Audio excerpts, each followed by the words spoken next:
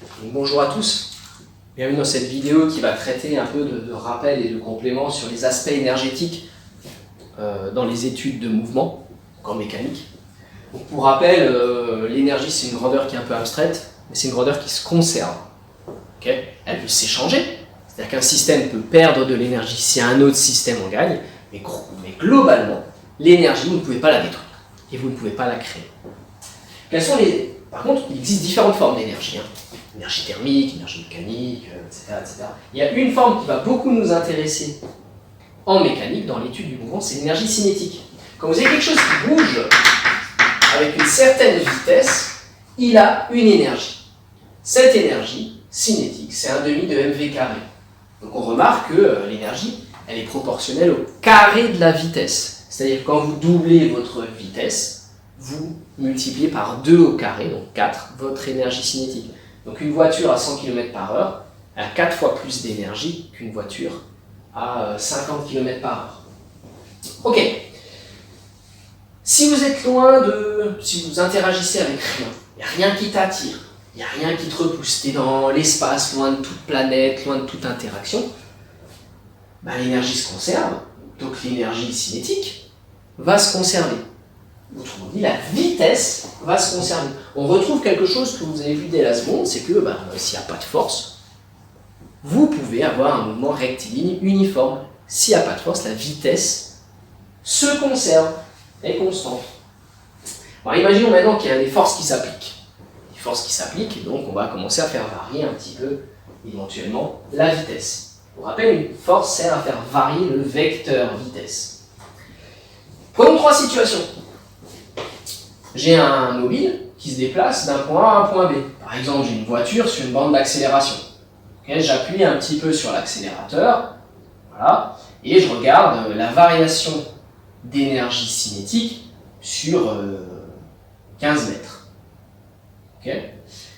Je fais la même chose, okay, j'appuie exactement de la même façon sur l'accélérateur, une certaine force de poussée du moteur, et je regarde la variation d'énergie cinétique, mais cette fois-ci sur 25 mètres. Et enfin, dernière situation, cette fois-ci, pied au plancher, et je regarde la variation d'énergie cinétique sur 25 mètres. Bon, est-ce qu'on pourrait classer la variation d'énergie cinétique dans ces 3 situations? Moi, je pense qu'on sera tous d'accord. Si vous avez une petite force sur une petite distance, vous avez une petite variation d'énergie cinétique. Ensuite, si vous avez une distance plus grande mais une petite force, vous avez une variation d'énergie cinétique qui est un peu plus grande. Et si vous avez une grande force et une grande distance, vous avez une variation d'énergie cinétique qui est encore plus importante. Donc la variation d'énergie cinétique, déjà on voit, elle dépend au moins de 2 paramètres. C'est la valeur de la force. Plus je pousse avec intensité, avec force, plus les variations d'énergie cinétique seront importantes. Et plus je fais sur une grande distance, plus ce sera une variation d'énergie cinétique importante. Alors il y a encore un autre paramètre dont il faut prendre en compte, c'est l'orientation de la force. Imaginez que j'ai une force de même valeur ici, okay, mais que je suis un peu incliné, comme ceci. Un angle θ par rapport au déplacement. Et bien, on va être d'accord que la force qui va induire la plus grande variation d'énergie cinétique, c'est celle-ci. Quand vous cherchez à pousser un chariot ou un caddie de supermarché, vous n'allez pas pousser vers le bas ou vers le haut, vous allez pousser dans le sens du mouvement.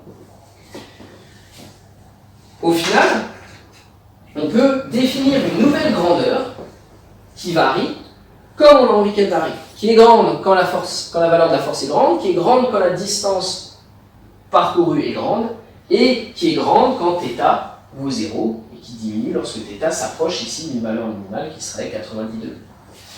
Cette grandeur, c'est le travail d'une force, qui se note comme ça, W pour work. Donc le travail d'une force F sur un déplacement entre A et B, c'est F fois B fois cosinus de l'angle θ. Pour rappel, cosinus, c'est une fonction qui est maximale pour θ égale à 0, ce qui nous intéresse bien. Okay, θ égale à 0, j'ai la situation optimale, et qui est nulle pour les angles de 90 degrés, pi sur 2 radians. Donc une force qui serait perpendiculaire au mouvement. Autrement dit, vous ne pouvez pas faire accélérer un objet ici dans cette direction en appuyant vers le bas ou vers le haut. Et au final, la variation d'énergie cinétique entre deux points A et B, c'est simplement égal à la somme des travaux des forces entre A et B. Ce théorème s'appelle le théorème de l'énergie cinétique.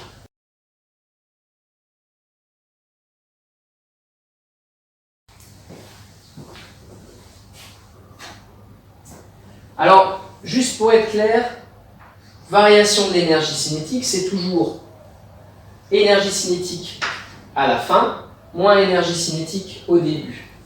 Donc ça, je peux l'écrire, énergie cinétique au point B, moins énergie cinétique au point A, égale somme des travaux des forces. Or, lorsqu'on s'intéresse au travail de certaines forces, les forces dites conservatives, on se rend compte que ce travail ne dépend pas du chemin suivi. Autrement dit, si vous passez du point A au point B de façon directe, ou si vous passez par un point C ici avant de revenir, ou si vous faites encore un petit zigzag avant d'arriver au point B, ou si vous faites le tour de la Terre et que vous revenez par ici de l'autre côté, on trouvera toujours le même travail de la force. C'est le cas par exemple du poids, hein. Donc ça se démontre. Alors je ne vais pas le faire ici, on va juste l'admettre et on va voir quelles sont les conséquences de ça. Imaginons, la seule force qui s'applique, c'est une force de ce type. Son travail ne dépend que du point A et du point B. Je peux écrire que c'est quelque chose au point A, moins quelque chose au point B. Et on va s'intéresser, qu'est-ce que ça peut être ce quelque chose au point A et ce quelque chose au point B. Rien que par analyse dimensionnelle, à gauche, on a des énergies. Donc à droite, forcément, vous avez quelque chose qui est homogène à une énergie. Or, ce ne serait pas une énergie qui serait liée à la vitesse, mais qui serait liée à la position en A et la position en B. C'est ce qu'on appelle l'énergie potentielle. Donc, on peut associer à certaines forces dites conservatives une énergie potentielle telle que le travail de la force est une variation de cette énergie potentielle. Je vous donne deux exemples parce que c'est les deux seuls que vous avez à connaître. Le poids. À partir du poids, je peux définir une énergie potentielle de pesanteur. C'est Lg Z, si on a un axe Z vertical orienté vers le haut. Et vous avez la force électrostatique, qui elle donne une énergie potentielle électrique QV. Et donc V c'est le potentiel, donc potentiel un point A, un point B, un point C, etc. etc. Ok, alors une remarque, c'est que ce qui a vraiment un sens physique, c'est une variation d'énergie potentielle. Ça veut dire que souvent on fait, au départ quand on parle de ça, on fait des exercices où on se dit, ben voilà, je calcule une énergie potentielle en considérant que l'altitude ici, Z, elle est nulle au niveau de la mer. Après, on fait la même chose en estimant que l'altitude elle est nulle au deuxième étage d'un bâtiment, puis au troisième étage d'un bâtiment, puis au niveau de la Lune, bref. Et on se rend compte qu'en fait, à la fin de l'exercice, ça ne change rien. Okay. Derrière, l'idée c'est simplement que ce sont les variations d'énergie potentielle qui ont un sens physique, et ces variations ne tiennent pas compte, ne dépendent pas de l'origine des altitudes par exemple. Ok, alors une fois qu'on a dit ça, qu'on pouvait avoir des forces conservatives et que ce théorème de l'énergie cinétique très général pouvait parfois s'écrire comme ça, on voit un truc incroyable apparaître. Je vais mettre d'un côté tout ce qui dépend de A et tout ce qui dépend de B. Donc je vais avoir énergie cinétique en B plus énergie potentielle en B, qui vaut l'énergie potentielle en A plus l'énergie cinétique en A. Autrement dit, j'ai une grandeur ici qui va se conserver, c'est l'énergie cinétique plus l'énergie potentielle. Donc l'énergie cinétique plus l'énergie potentielle au point A, est égale à l'énergie cinétique plus l'énergie potentielle au point B. Cette grandeur-là, on appelle ça l'énergie mécanique. Et donc elle se conserve lorsqu'il n'y a que des forces conservatives qui s'appliquent sur le système. Alors un exemple de force qui n'est pas conservative, typiquement ce sont les frottements de l'air. Donc souvent, quand l'énergie cinétique, vous constatez qu'elle ne se conserve pas, c'est simplement parce qu'il y a une force de frottement qui n'est pas négligeable, qui est en train de s'appliquer sur le système. Donc dans ce cas-là, on peut écrire simplement que la variation de l'énergie mécanique, c'est la somme des travaux des forces non conservatives sur AB. C'est une autre façon d'écrire le théorème de l'énergie cinétique.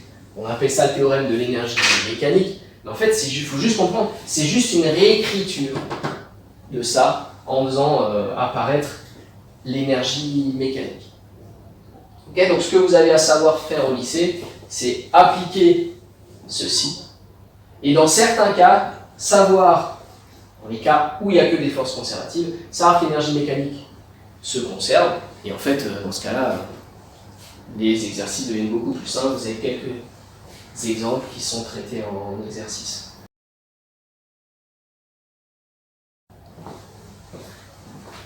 Alors, je me permets un lien avec les lois de Newton. En terminale, on voit que somme des forces extérieures qui s'appliquent au système, c'est la masse fois l'accélération. Et l'accélération, c'est la dérivée par rapport au temps de la vitesse. Alors pour rappel, dérivée, c'est un mot mathématique qui veut dire variation. Entre deux instants très proches, c'est la limite d'un taux de variation, d'accord. Mais au final, le sens physique profond, c'est une variation. Donc une force, ça sert à faire varier le vecteur vitesse. Le vecteur vitesse. Le vecteur vitesse. Et pour faire varier un vecteur, il y a deux façons de faire. Soit on fait varier sa norme, d'accord ? Entre là et là, le vecteur vitesse a varié. Soit on fait varier sa direction. J'ai un vecteur vitesse comme ça, tout d'un coup, j'ai un vecteur vitesse comme ça. Il a également varié. Donc une force, ça peut faire varier la norme du vecteur vitesse, ça peut faire varier sa direction, ça peut faire les deux. Okay. Cette situation, qu'est-ce que ça veut dire? Ça veut dire que la force, elle te fait aller plus vite ou moins vite, et là, la force, elle te ferait tourner. Alors dans quel cas on est dans cette situation, dans quel cas on est dans celle-là? On a en fait déjà répondu. Si vous avez un déplacement qui se fait ici entre un point A et B et que vous avez une force qui est collinaire au déplacement, et bien dans ce cas, cette force fait varier la norme, pas la direction. Elle fait aller plus vite ou moins vite, elle ne fait pas tourner. A l'inverse, si vous avez une force qui est perpendiculaire au déplacement, là, vous avez une force qui va faire varier la direction du vecteur vitesse, mais pas sa norme. Et bien entendu, tous les cas intermédiaires, si je te fais un petit cas intermédiaire, ils feront les deux. Par exemple, cette force-là, elle a une composante ici qui va faire varier la norme de la force, et une composante là qui va faire varier la direction. Une autre façon de dire, c'est que cette force ici en biais peut être vue comme une force ici qui va faire varier la norme de la vitesse, plus une force là qui va faire varier sa direction. Ok, alors je donne juste quelques exemples pour illustrer ça, parce que ça semble un petit peu abstrait. Ce cas-là, vous le rencontrez dans une chute libre, dans une chute de façon générale, une chute verticale. Je lâche un objet, pof, il passe d'un point A à un point B, et vous avez le poids qui est dans le sens ici. Qu'est-ce qu'il va faire le poids? Il va faire en sorte que l'objet aille de plus en plus vite, de plus en plus vite, de plus en plus vite. Mais l'objet il ne va pas commencer à tourner. Ce cas-là, on l'a pour les forces de gravitation, par exemple la force du Soleil sur la Terre. Vous savez que la Terre, elle tourne autour du Soleil. Si je zoome ici, le déplacement, il est selon ce segment-là. Et la force ici, elle est perpendiculaire au déplacement. Donc vous avez la Terre qui va avoir une vitesse constante, mais par contre qui va tourner.